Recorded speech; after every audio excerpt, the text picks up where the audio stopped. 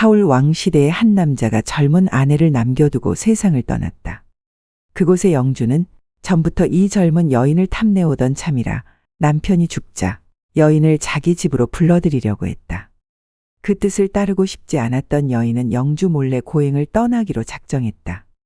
그녀는 가지고 있는 돈을 몇 개의 항아리에 나누어 담고는 그 위에 꿀을 채웠다. 그리고 증인이 보는 앞에서 죽은 남편과 가장 절친한 친구에게 항아리를 맡기고는 다른 고장으로 떠나버렸다. 그녀가 그 고장을 떠나고 얼마 후 여인의 꿀 항아리를 맡았던 사람의 아들이 결혼을 하게 되어 갑자기 꿀이 필요하게 되었다. 그는 지난번에 맡아두었던 꿀단지가 머리에 떠올라 지하실로 내려가 뚜껑을 열어보았다. 항아리 안에는 꿀이 가득 채워져 있었다. 그런데 꿀을 조금 떠내니 그 밑에는 금화가 가득 빛나고 있지 않은가. 다른 항아리에도 역시 금화가 들어있었다. 그는 돈을 모두 쏟아내고 새로 꿀을 사서는 항아리마다 가득 채워 넣었다. 시간이 흘러 그 고장의 영주가 죽었다는 소식을 들은 여인은 다시 고향으로 돌아왔다. 그리고는 맡겼던 항아리를 다시 찾으려고 했다. 그러자 이 나쁜 사람은 내가 꿀을 맡을 당시에 증인이 보는 앞에서 항아리를 받아가는 것이 좋겠소 라고 대답했다. 여인은 곧 증인을 데려왔고 죽은 남편의 친구는 그 증인 앞에서 항아리를 돌려주었다. 집에 도착한 여인은 뚜껑을 열고 안을 들여다보았다. 그리고 금화가 없어진 것을 알고는 너무나 억울하여 울면서 재판관에게 하소연하였다. 재판관은 여인에게 물었다. 그 항아리에 돈이 들었다는 걸 아는 증인이 있는가? 없습니다. 저만 아는 사실입니다.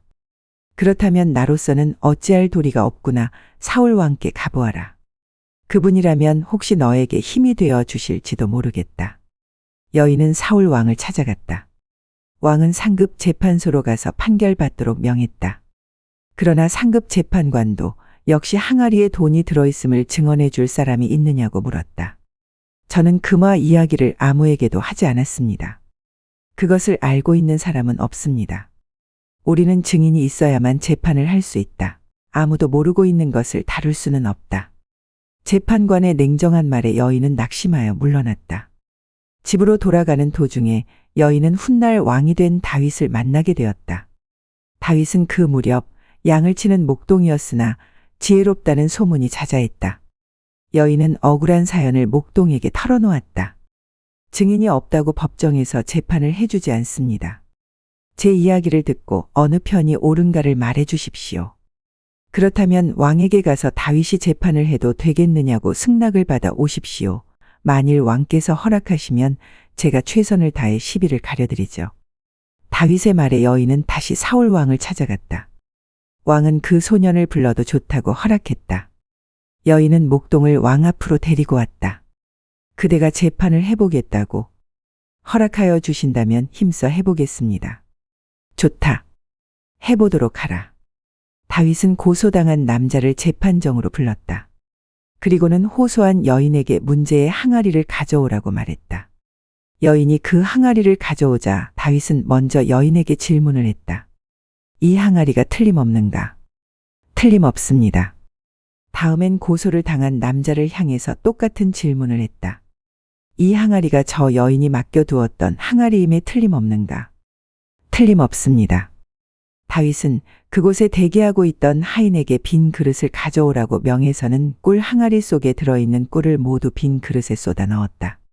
그리고 나서 빈 항아리를 여러 사람들이 보는 앞에서 하나하나씩 두들겨 깨뜨렸다. 그리고는 그 깨진 조각들을 조심조심 살펴보았다. 그러자 항아리 파편들 속에서 금화 2잎이 발견되었다. 꿀이 굳어 항아리 밑바닥에 붙어 있었던 모양이었다.